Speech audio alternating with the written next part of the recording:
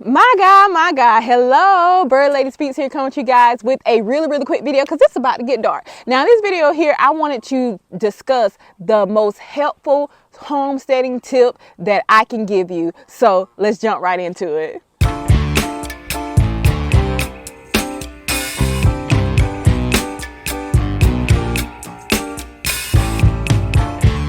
Thank you so much for stopping by my channel. If this is not your first time, welcome back. If this is your first time, welcome. I hope you do decide to join the family and stay by hitting that like button, that subscribe button, and of course, ringing that bell. Now, I'm going to make this really quick. So if my animals allow me to, I'm going to try to make this really quick. But the most helpful homesteading tip that I don't see a lot of homesteaders talking about is buying local. You've heard me talk about it before, but I wanted to do a video specifically on buying local. The reason I want to do that is it's not only I've told you about the money that I've saved on feed. If this is your first time here, I'm going to let you know what I save on feed. So when I first got my first batch of chicks, got them from Tractor Supply, bought a course of feed there. I thought that was the only place that I can get feed from. So I would drive 30 minutes to Tractor Supply. That's gas to get feed. But then I discovered a farm store that was about maybe 10 minutes away from my house, next town over.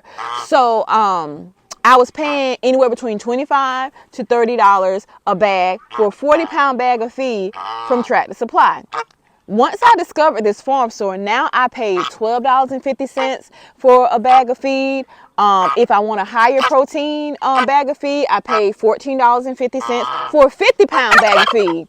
Now, if it's something like cracked corn or scratch grain, I pay $10.50 for it, when that is $16 at Tractor Supply for a 40-pound, or I think a 20-pound bag. I'm really not sure. I will put them up around here so we can get the prices correct. So not only the feed that I buy from the local farm store, it's mine, or it is made or processed or right here in Georgia. Even the ingredients, the barley, the corn, everything is grown and processed at a plant right here in Georgia. So you don't have feed that's sitting on the shelves for days. Like, they run out of feed sometimes. And I used to get mad about that, but then I'm like, I'm not going to get mad about them running out of feed, because that means that they're not just buying a bunch of feed and just letting it sit on the shelves. I mean, they're constantly doing a weekly order of fresh feed. The feed that I bought from Tractor Supply, I bought feed before that was just ground up into powder. I bought feed before that has mold and mildew in it. I've never had that when I've ordered or bought feed from a local supplier. And there's two that are really close to me. My guineas doing their thing. But not only have I found that buying feed from local suppliers is absolutely amazing, but buying seed from local, there was like 2 or 3 places that I would get my seed from online, and I noticed that my vegetables were coming out smaller. My seeds were not germinating as they should. And I'm like, what is going on? I'm ordering everything locally. And I noticed once I started buying my seeds locally, they're a lot cheaper. I mean, I have paid $5 for tomato seeds before and ended up getting like 10 or 15 seeds in there. When I can buy tomato seeds or even tomato plants, I can buy a tray of tomato plants that's already germinated from the local supplier, and they don't get it from Bunny and those different places. They actually go with the farmer that raises this stuff in their own personal greenhouse. So yes, I can buy a tray for, let's see, there's 6 of them in there, and it ends up being like $20. So we're doing like $4 a tray. So for a tray of 6 germinated plants grown locally, I pay less than paying $5 for about 10 or 15 seeds that did not even germinate. I hope that made sense what I just said. So even getting plants, even getting seeds, because I can buy like, let me show you one. I have one second. All right. So they sell it locally different ways. So they have these kind of seeds here. They have these kind of seeds here, and these is an 8-ounce, and I paid $1.99 for it. These are Blue Lake 8-ounce. Bought them last year. Probably won't be any good this year, but I'm still gonna plant them anyway. Bought them, I think, maybe 2 years ago. So these are Blue Lake beans, and I paid $1.99 for an 8-ounce bag of them. And you see how many are in there. Another way that they sell them is by the pound. So it's usually like $1.50, $2 a pound. The most that I paid for a pound of seeds is, I think it was like $3.50 for a pound, and that was for Purple Hub. Do you know how many seeds come in a pound? So that's another thing. You get a lot better seeds, better quality seeds, and you get a lot more bang for your buck when it comes to your seeds. Another thing is buying chicks. Every chick that I've ever hatched out myself or bought locally, I have not had any problems with them having pasty bug, getting sick, or anything like that. I have 26 chicks back here, 26 of them that I just hatched out. I haven't lost one. I have not lost one. None of them has had pasty butt. But anytime I've ordered from a hatchery, anytime I've purchased chicks from Tractor Supply, I always lose one. And I always have a problem with pasty butt. I believe it's because of the stress of shipping the chicks. Same thing with my guineas.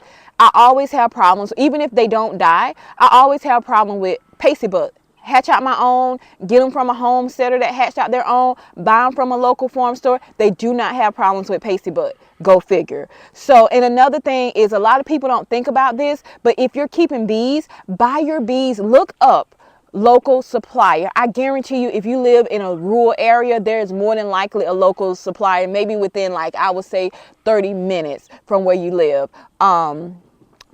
I got my bees from a local supplier. I was a little leery because I was going to buy my bees from online, like I saw everyone in the bee groups doing. But they were getting their packages of bees, and there was like hundreds, I would say 1,000 bees, like even half. They're buying the 3-pound packages of bees, and majority, over half of them, are dead at the bottom. When I went and got my packages of bees, there was maybe about not even 10 bees that were dead in there. Yeah.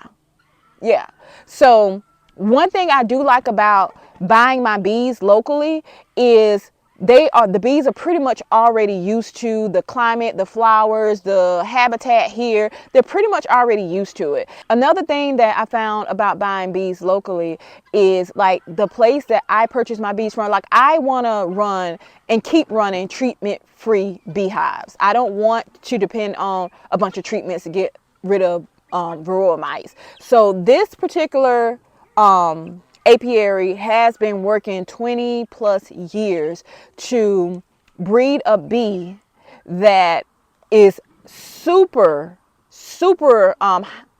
hygienic bee that actually grooms and fights the varroa mites. So if it finds larvae with varroa mites, or if it finds any drones with varroa mites, I cannot say that to save my life, but if they find, what they do is they take the mites and they fly the mites off and basically, get rid of them from the hive. So they are hygienic bees that groom each other so much that when I'm probably not explaining it right, but when they find the mites, they get rid of the mites. They don't just drop them, but they literally fly the mites off. And they have been spending years upon years, 20 plus years, he told me, perfecting this line of bees. So I don't know if the really big commercial beekeepers, all I hear beekeepers talking about is treat. I said something about my bees swarming, and they was like, oh, they swarm because you didn't treat, you have mites. No, my bees swarm because they ran out of room. And then the bees that were left over couldn't fight off the wax moths. So that's how I lost that hive. So I used the word absconded at first because I didn't understand the difference between absconding and swarming. But my bees left because, I was sick. I could not get down there and put another super on to give them more room. They became somewhat honeybound. They needed to find a place that had more room. The original queen stayed there. I believe she stayed there because I believe they did clip my queen. I believe they clipped her because she was still there. And with losing that hive, they said, you lost the hive because there was mites. No, I lost the hive because I was sick and I couldn't give them more room, and they needed more room. They was growing really fast. So, and it was a late season swarm. So, yes, local, plants, chicks, feed, I even get my dog food locally. It doesn't have any gluten, no wheat, any of that kind of stuff. And I see that, and people ask all the time, yes, I give my dogs eggs. That's why their coats look like that. But it has a lot to do with the feed that they're eating as well. The dog food that they're eating. So dog food, chicks, bees, anything that you need for your homestead that they have that you can buy locally, I suggest you buy it locally. You will save so much money, so much money. You will find that it is better and you will have fewer losses. And yeah, so a lot of times people think that with the chicks, let's go back to the chicks for a minute. With the chicks, when they're being sold locally, they're not ordering them from hatcheries like the big box stores are. They're not ordering them from hatcheries. They're ordering them from like another farmer or a homesteader that hatched them out in their home. I asked, I'm like, okay, when I bought my last set of my white guineas came from a hatchery, but the set of guineas that I purchased before that, I purchased from a farm store. And I asked him like, hey, do you order these from a hatchery? And he was like, no, to keep down the exposure, we have someone that hatches them out. She sells them to us and then we sell them. What we can't sell, we just put on our farm. And I'm like, okay, cool, good to know. So they support and they support the small homesteaders like myself. Same thing, honey. If you have not tasted natural honey, locally made honey from local bees, you are really missing out. That was my first time ever tasting honey. It's from a local farm store. They bought it from a local apiary that actually sells bee packages. Not the one that I use, it's a different one that actually sells bee packages. And this honey was so absolutely amazing. It was wildflower honey. It was so amazing. I'm telling you, whatever you do, if you can find it locally, especially gardening season is coming up, go to a local farm store, get your seeds from a local farm store, get your plants from a local farm store. Get the ones, because some of the local farm stores do have plants from Bunny. And then they have another section. It has a different tag. Some of the tags are actually handwritten. I guarantee you, if you get the ones with the handwritten tag, they are cheaper than the plants that they're selling from Bunny. They are cheaper. And those plants are more sturdy. I mean, almost all the plants that I had this year came from a local farm store. And when I tell you those plants, I mean, they flourish. Even when what I didn't plant from seed, even when I got sick and the weeds took over my garden, tomatoes were still growing, pepper was still growing, everything was still growing and producing, even though I went like over a month and I could not tend to my garden. So I'm telling you, if you can find it and buy it locally, what that does, that also puts money back into the local economy. So that keeps those local farmers where they're able to keep those prices the way that they are. They are able to keep going. They are able to feed their family. Let's try to put more into supporting our own homesteading and farming community than giving so much money to the big box stores. Of course, there are some things that I do get from the big box stores. Like I bought my husband bought me some peach trees and plum trees. They came from Walmart.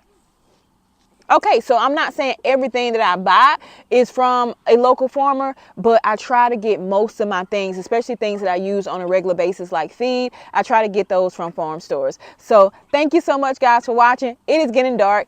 Mosquitoes are coming out. So as usual, make sure you like, subscribe,